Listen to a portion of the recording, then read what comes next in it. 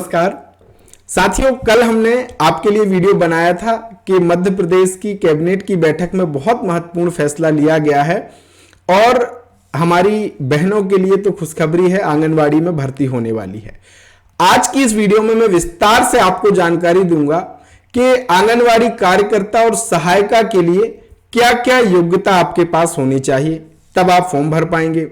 इसके साथ ही साथ इसका चयन कैसे होता है, क्या क्या महत्वपूर्ण दस्तावेज होते हैं जो आपके पास होना चाहिए, इस पे चर्चा करेंगे। और फॉर्म कब से भरे जाएंगे इस पे भी हम चर्चा करेंगे और कैसे फॉर्म भरे जाएंगे ये जानकारी भी देंगे। तो आपको करना क्या है, इस वीडियो को पूरा देखना है और शेयर भी करना है अपने और भाई बहनों तक। स्वागत है आप सभी का एक बार फिर से आपके अपने YouTube चैनल MP रोजगार इन्फो में, और मेरा नाम है अरुण लोधी। अगर भैया ऐसी ही जानकारी पाने में आप रुचि रखते हैं तो बिल्कुल देर मत कीजिएगा, ये सब्सक्राइब का बटन है, इसे दबा दीजिए और MP रोजगार इन्फो परिवार के पक्के सदस्य बन जाइए। आइए हम मिलकर के आगे बढ़ते हैं। तो मैं आ जाता हूं सीधे ऑफिशियल आदेश में।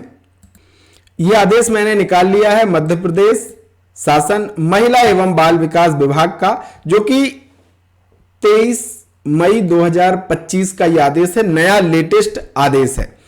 इसमें सारी जानकारी आपको मिल जाएगी।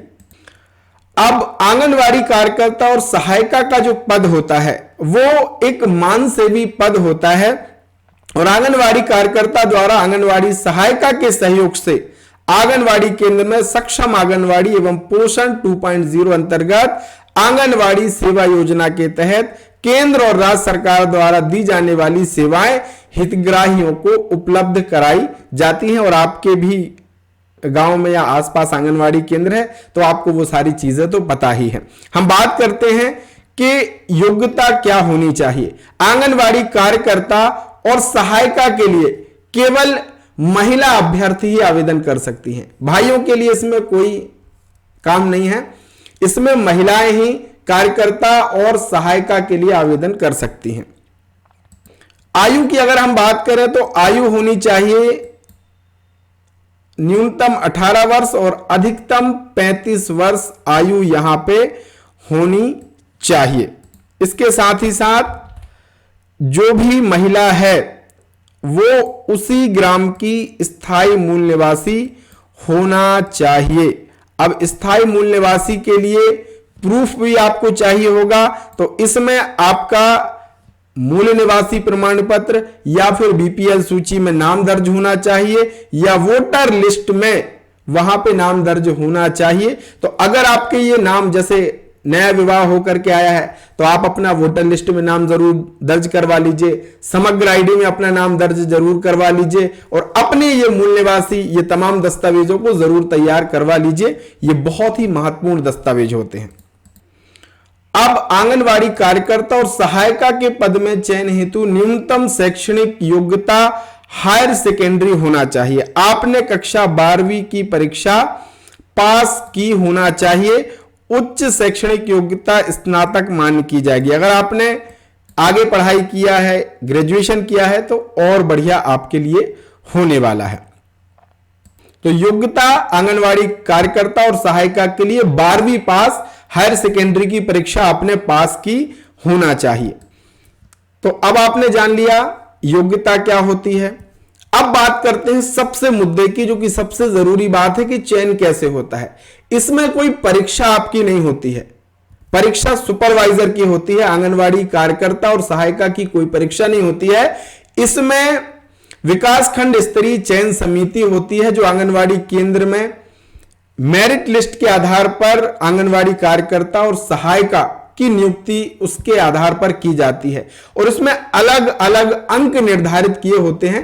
100 नंबर होते हैं। इन 100 नंबर में जिसके सबसे ज्यादा नंबर होंगे उसका चयन होता है। तो अंकों का निर्धारण कैसे होता है ये समझिए।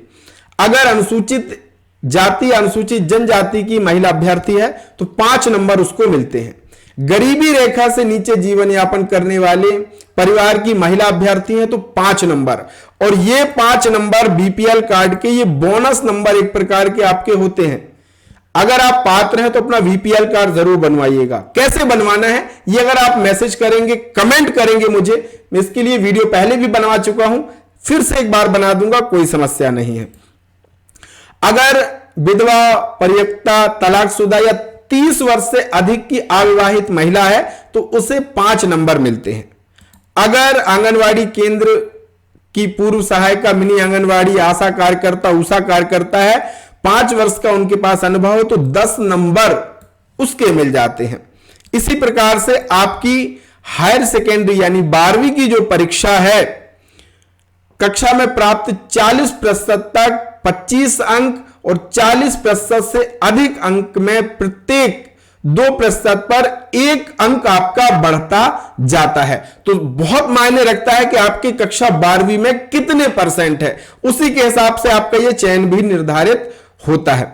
और अगर आपने ग्रेजुएशन किया है, कोई महिला है जिसने ग्रेजुएशन किया है तो उसको 10 अंक और मिल जाते हैं। तो यह भी एक प्रकार से बोनस के अंक हैं। तो अगर आपने ग्रेजुएशन किया है, आपकी मार्कशीट नहीं मिली है, तो आप भैया ये सारी चीजें अपनी व्यवस्थित कर लीजिएगा।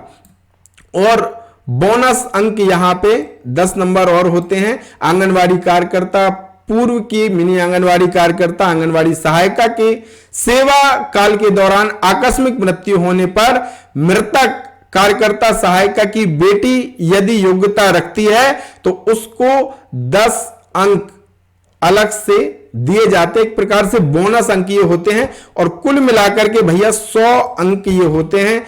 इन अंकों में जिसके सबसे ज्यादा अंक होंगे उसका चयन होता है। तो हमने ये चर्चा कर ली दस्तावेजों की, योग्यता की। अब फॉर्म कैसे और कब से भरेंगे ये चर्चा का विषय है। मध्य प्रदेश में महिला बाल विकास की भर्ती के लिए, आंगनवाड़ी कार्यकर्ता सहायिका की भर्ती के लिए एक अलग से पोर्टल तैयार किया गया है। आंगनवाड़ी कार्यकर्ता सहायिका पद की भर्ती के लिए chain.mp.gov.in इसी पोर्टल के माध्यम से ऑनलाइन आवेदन ही आमंत्रित किए जाएंगे। अब फॉर्म कब से भरेंगे? तो देखिए अभी कैबिनेट की मोहर लगी है, स्वीकृति मिल गई है, तो जल्द ही इसकी भर्ती प्रक्रिया शुरू होगी। फॉर्म भरना जैसे शुरू होगा हम आपको अपडेट कर देंगे। तो आपको करना क्या है, हमसे जुड़ना है। अगर आप जुड़ेंगे ही नहीं तो कैसे पता चलेगा? तो भैया इस चैनल को सब्सक्राइब कर लो, इस वीडियो को और बहनों तक शेयर कर दो और मिलेंगे। हाँ, आप व्हाट्सएप भी चलाते हैं तो आप व्हाट्सएप चैनल को जरूर फॉलो कर लेना। मिलेंगे एक नई वीडियो, नई जानकारी के साथ। अगर आपको कोई और प्रश्न हो तो लिख दीजिएगा। बहुत बहुत धन्यवाद। जय राम जी।